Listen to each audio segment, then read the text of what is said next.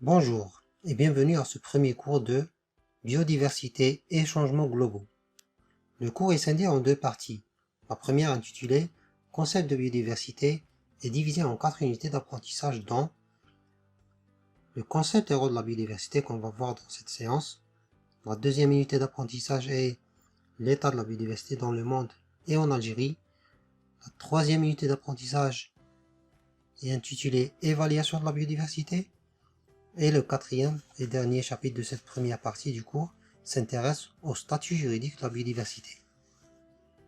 La deuxième partie, quant à elle, comporte 3 chapitres et concerne les notions de changements globaux, les changements climatiques en particulier et les impacts de ces changements sur le milieu.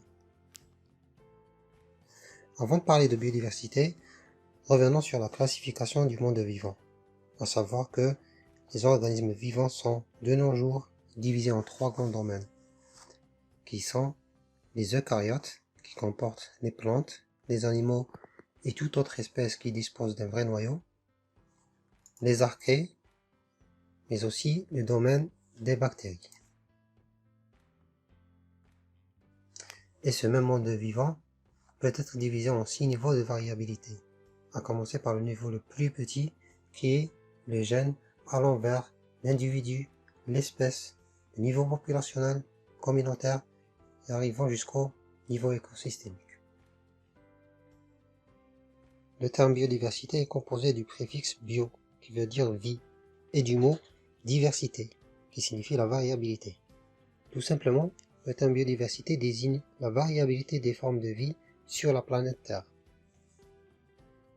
L'expression diversité biologique est inventée par Thomas Lovejoy, qui est un biologiste américain spécialiste de l'Amazonie en 1980, tandis que le terme biodiversité en lui-même a été introduit par l'écologue de la conservation américain Walter Rosen en 1985.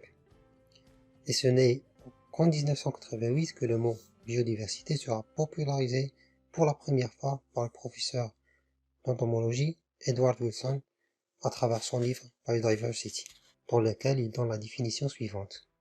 La biodiversité, c'est la totalité de toutes les variations de tous les vivants. Et après, il existe plusieurs différentes définitions de la biodiversité. Mais celle qu'on va retenir, c'est la définition officielle citée dans l'article 2 de la Convention de Rio 1992, qui définit la biodiversité étant la variabilité des organismes vivants de toute origine, y compris, entre autres, les écosystèmes terrestres, marins et autres écosystèmes aquatiques, et les complexes écologiques dont ils font partie. Cela comprend la diversité au sein des espèces et entre espèces, ainsi que celle des écosystèmes. La biodiversité est divisée en 3 différents niveaux. Le premier niveau, c'est celui des écosystèmes. Le deuxième, c'est le niveau spécifique. Et le dernier, c'est le niveau génétique. Pour la biodiversité des écosystèmes et à l'échelle du globe, on peut délimiter de grands écosystèmes comme par exemple la forêt tropicale, la toundra, la mer Méditerranéenne ou même le désert. Et au sein même de ces écosystèmes, on y trouve de la diversité des espèces. Pour comprendre ce niveau, il faut comprendre ce qu'est l'espèce. Le concept d'espèce a été inventé pour décrire la biodiversité en regroupant des individus selon des critères déterminés. Une espèce est généralement définie comme un ensemble d'individus capables de se reproduire entre eux et dont la descendance est fertile. La diversité génétique, quant à elle, repose sur l'existence de différentes variantes des gènes de cette espèce. Ces variantes sont les allèles, à savoir que chaque individu dans une espèce présente sa propre collection d'allèles, et l'ensemble de ces allèles d'un individu fait en sorte qu'il ne ressemble à aucun autre, même au sein de la même espèce. Ça, c'est ce qui forme la diversité génétique.